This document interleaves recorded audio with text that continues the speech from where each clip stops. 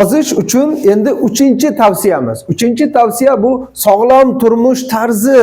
Sog'lom turmush tarziga e'tibor bering. Juda ko'p odam e'tibor qilmaydi. Sog'lom turmush tarzida uylanish kerak yoki turmush qurish kerak, erga tegish kerak. Mana shu ham semirib ketishga sabab bo'ladi, chunki gormonal buzilishlar bo'ladi. Juda ko'p odamlar shunga e'tibor bermaydi va semirib ketayotganligini sababini ovqatdan yoki boshqa narsadan izlab, ularga dori-darmon iste'mol qiladi.